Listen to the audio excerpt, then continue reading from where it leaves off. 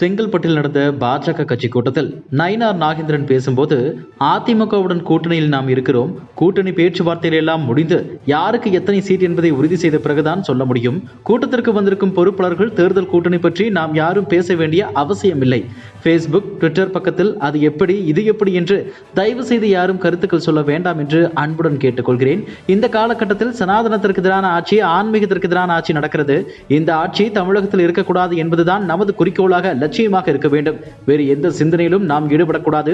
பொறுப்புள்ள அனைவரும் இனி பொறுப்புடன் நடந்து கொள்ள வேண்டும். நமது எதிரி சாதாரணமான ஆள் கிடையாது, ஆளுங்கட்சியாக இருக்கிறது.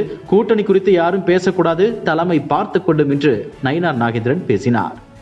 பாஜகவில் உட்கட்டமைப்பு ரீதியில் இளம் ரத்தம் பாய்ச்சும் வகையில் டெல்லியில் உள்ள பிரதமர் மோடி இல்லத்தில் முக்கிய ஆலோசனை கூட்டம் கடந்த 16ஆம் தேதி நடைபெற்றது.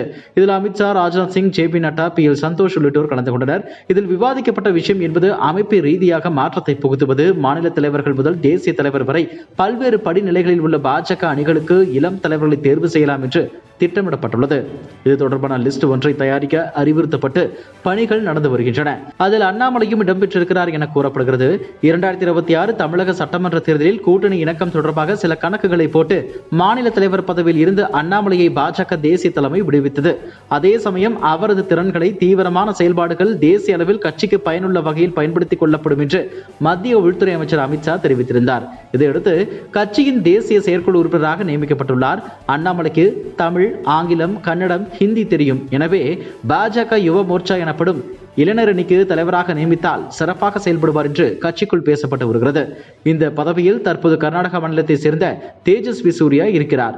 அந்த இடத்தை அண்ணாமலையை கொண்டு நிரப்பினால் வேகமாக செயல்படுவார் என பேசப்படுகிறது. அது மட்டுமின்றி இளைஞர் அணி தலைவராக பல்வேறு மாநிலங்களுக்கு சுற்றுப்பயணம் மேற்கொள்ளும் வாய்ப்பு கிடைக்கும். இது பெரிய அளவில் இளைஞர்களை ஈர்க்க கட்சிக்குள் கொண்டு வர உதவிகரமாக இருக்கும். 2014 மக்களவைத் தேர்தலில் மோடி அலை ஸ்வீப் செய்தது போன்று 2029 தேர்தலில் அண்ணாமலை அலை ஒன்று உருவானாலும் ஆச்சரியப்படுவதற்கில்லை.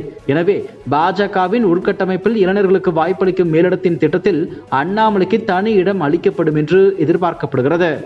ஆந்திர முன்னாள் முதலமைச்சர் ஜெகன்மோகன் ரெட்டி இவர் சட்டவிரோத பணப்பரிமாற்றம் செய்ததாக புகார்கள் எழுந்ததை தொடர்ந்து 10 ஆண்டுக்கு முன் அமலாக்கத்துறை வழக்கு பதிவு செய்தது.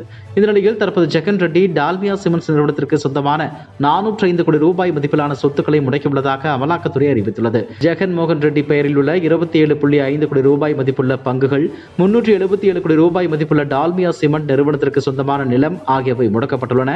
ஆனால் முடக்கப்பட்ட தனது நிறுவனத்திற்கு சொந்தமான நிலத்தின் மதிப்பு 793 கோடி ரூபாய் என்று டால்மியா சிமெண்ட்ஸ் நிறுவனம் அறிவித்துள்ளது.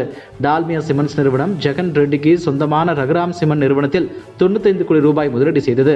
அதற்கு பதிலாக கடப்பா மாவட்டத்தில் 407 ஹெக்டேரில் சுரங்கம் அமைப்பதற்காக அந்த நிறுவனத்திற்கு குத்தகை உரிமம் வழங்கப்பட்டதாக அமலாக்கத்துறை விசாரணையில் தெரிய வந்துள்ளது. சென்னை KK நகரில் நிர்மலை சீமான் சந்தித்தார். ஒரு கட்சி மற்றொரு கட்சி கூட்டணிக்கு அழைப்பது இயல்புதான். இது இன்றைக்கு நேற்று அல்ல, நீண்ட காலமாக அழைப்பு விடுப்பார்கள். உங்களுக்கு தெரியும், நாம் தமிழர் கட்சி நிலைப்பாடு ஒரே நிலைப்பாடுதான். திரும்ப திரும்ப சொல்வதற்கு ரொம்ப ஒரு மாதிரியாக இருக்கிறது. 5வது முறையாக தனித்து ஒரு கட்சி போட்டியிடுகிறது என்றால் அது நாம் தமிழர் கட்சியாகத்தான் இருக்கும். 234 தொகுதிகளிலும் போட்டியிடுவேன். 117 பெண்களும் 117 ஆண்களுக்கும் வாய்ப்பு கொடுப்பேன். அடுத்தவர்களை நம்பி பயணத்தை தொடங்கினால் இலக்கை அடைய முடியாது. தனித்துதான் போட்டியிடுவேன். வெற்றி தோல்வியை தாண்டி தனித்து போட்டியிடும் கட்சி நாங்கள். திமுகவிற்கும் அதிமுகவிற்கும் ஊழலில் வித்தியாசம் இல்லை. இரண்டுமே ஊழல் கட்சிகள் தான். அதிமுகவில் மட்டும் ஊழல் இல்லாமலா இருக்கிறது? தாவிக தலைவர் விஜய் யதார்த்தமானவர். விஜய் இஃப்தார் நோன்பில் பங்கேற்றதில் உள்நோக்கம் கற்பிக்க வேண்டியதில்லை என்று சீமான் கூறினார். திருவள்ளூர் மாவட்டம் பொன்னேரி அருகே ஆண்டார்குப்பத்தில் அரசு நலத்திட்ட உதவிகள் வழங்கும் விழா நடைபெற்றது. இதில் முதலமைச்சர் ஸ்டாலின் கலந்து கொண்டு சுமார் 2 லட்சம் பயனாளிகளுக்கு 357.43 கோடி ரூபாய் மதிப்பிலான நலத்திட்ட உதவிகளை வழங்கினார். தொடர்ந்து விழாவில் அவர் பேசும்போது, கடந்த அதிமுகவின் 2 ஆட்சி காலத்தில் முடங்கி கிடந்த உட்கட்டமைப்பு பணிகள் கடந்த 4 ஆண்டுகளாக சுறுசுறுப்பாக நடந்து வருகிறது. இன்று மட்டும் 390 கோடி ரூபாய் மதிப்பிலான திட்டங்களுக்கு அடிக்கல் நாட்டியுள்ளேன். 418 கோடி ரூபாய் மதிப்பிலான திட்டங்களை திறந்து வைத்துள்ளேன். 63,000 பேருக்கு பட்டா வழங்கப் போகிறேன். நான் கலந்து கொண்ட நிகழ்ச்சிகளிலேயே இங்குதான் அதிக பட்டாக்களை தரப்போகிறேன். இது மகிழ்ச்சி அளிக்கிறது. இந்தியாவில் உள்ள அனைத்து மாநில உரிமைகளுக்காகவும் தான் தமிழகம் போராடுகிறது. மாநில உரிமைகளை கேட்பது தவறா? நீங்கள் எதையும் செய்யாததால் தான் கவர்னருக்கு எதிராக உச்சநீதிமன்றம் வரை சென்று வரலாற்று சிறப்புமிக்க தீர்ப்பை பெற்றோம். பிரதமர் ராமேஸ்வரத்திற்கு பாலத்தை திறக்க வந்தார்கள். அதனை விமர்சிக்க விரும்பவில்லை. எவ்வளவு நிதி கொடுத்தாலும் அழுகிறார்கள் என்று விமர்சனம் செய்தார். மத்திய அரசிடம் கையேந்தி நிற்க மாநிலங்கள் பிச்சைக்காரர்களா என்று நீங்கள் சொன்னதை நினைவுபடுத்த விரும்புகிறேன். இப்போது நாங்கள் கேட்டால் மட்டும் அழுகை என்று சொல்வது எந்த விதத்தில் நியாயம்? பிற மாநிலங்களில் கட்சிகளை உடைத்து ஆட்சி அமைக்கும் பாஜக வியூகம் தமிழகத்தில் ஈடுபடாது. தமிழகத்தில் 2026 திராவிட மாடல் ஆட்சிதான். நீங்கள் எத்தனை பரிவாரங்களை சேர்த்து கொண்டு வந்தாலும் ஒரு கை பார்க்க திமுக தயார். அடுத்த ஓராண்டில் நீங்கள் எப்படியெல்லாம் எங்களை மிரட்டுவீர்கள் என்று எங்களுக்கு தெரியும் என்று அவர் கூறினார். தஞ்சாவூர் மாவட்டம் கும்பகோணம் தொகுதிக்குட்பட்ட சேஷம்பாடி கிராமத்தில் 261 பேருக்கு கனவு இல்ல வேலையை துவங்குவதற்கான உத்தரவாணையை உயர்கல்வித்துறை அமைச்சர் கோவி செழியன், ராஜ்யசபா எம்பி கல்யாண சுந்தரம், கும்பகோணம் எம்எல்ஏ அன்பழகன் ஆகியோர் வழங்கினர். இந்த விழாவில் ராஜ்யசபா எம்பி கல்யாண சுந்தரம் பேசும்போது, அரசு எவ்வித திட்டம் போட்டாலும் அரசுக்கு நற்பெயரை வாங்கி கொடுப்பது அரசு அதிகாரிகள் தான். கலெக்டர் அலுவலகத்திற்கு வந்த பெரியவர் ஒருவர் கும்பகோணத்தில் முறையான குடிநீர் இல்லை, சாலை இல்லை, தெருவிளக்கு இல்லை என சண்டை போட்டார். அவர் ஏற்கனவே இருந்த இடம் சொந்த இடமா என உணர வேண்டும். எல்லாம் உடனே கிடைத்து விடாது. திருமணமானால் கூட 10 மாதம் பொறுத்திருந்தால் தான் குழந்தை பிறக்கும். திருமணத்திற்கு முன்பே திருமணம் அன்றே குழந்தை பிறக்க வேண்டும் என்றால் அது வேறு விதமாகத்தான் பிறக்கும். முன்கூட்டியே காதல் செய்து கர்ப்பமானால் திருமணமான அன்றே குழந்தை பிறக்கும். எனவே வருபவர்களிடம் ஆத்திரப்பட்டு பேசுவது, கோபப்பட்டு பேசுவது, திட்டி பேசுவதால் நல்ல விஷயங்களை செய்ய வருபவர்களுக்கு ஆர்வம் குறைந்துவிடும்.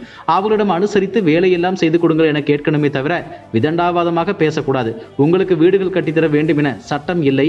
உங்களின் தேவைகளை அறிந்து கடமையை செய்ய வந்துள்ளோம் என்று அவர் பேசினார். மதுரையை தலைமையிடமாக கொண்டது நியோமேக்ஸ் நிதி நிறுவனம் பல்வேறு நகரங்களில் அலுவலகங்களை தொடங்கி மக்களிடம் முதலீடுகளை வசூலித்து மோசடியில் ஈடுபட்டதாக போலீசில் புகார் அளிக்கப்பட்டது. இந்த நிலையில் நியோமேக்ஸ் நிறுவனத்தின் 600 கோடி மதிப்பிலான சொத்துக்கள் முடக்கப்பட்டுள்ளதாக அமலாக்கத்துறை அதிகாரப்பூர்வமாக அறிவித்துள்ளது. இதுகுறித்து அமலாக்கத்துறை வெளியிட்டுள்ள எக்ஸ்தல பதிவில், நியோமேக்ஸ் குழும நிறுவனங்கள் மற்றும் அது தொடர்பான வழக்கில் 2002ஆம் ஆண்டு PMLA விதிகள் படி தமிழகம் முழுவதும் பல இடங்களில் உள்ள தற்போதைய மதிப்பு 600 கோடி ரூபாய் மதிப்புள்ள அசையும் மற்றும் அசையா சொத்துக்களை சென்னை மண்டல அமலாக்கத்துறை அலுவலகம் ஏப்ரல் 9ஆம் தேதி தற்காலிகமாக முடிக்க உள்ளது என அமலாக்கத்துறை அந்த பதிவில் குறிப்பிட்டுள்ளது. இதுபோன்ற செய்திகளை மேலும் தெரிந்து கொள்ள எங்களது யூடியூப், Facebook மற்றும் Twitter ஆப்களை சப்ஸ்கிரைப் செய்யவும்.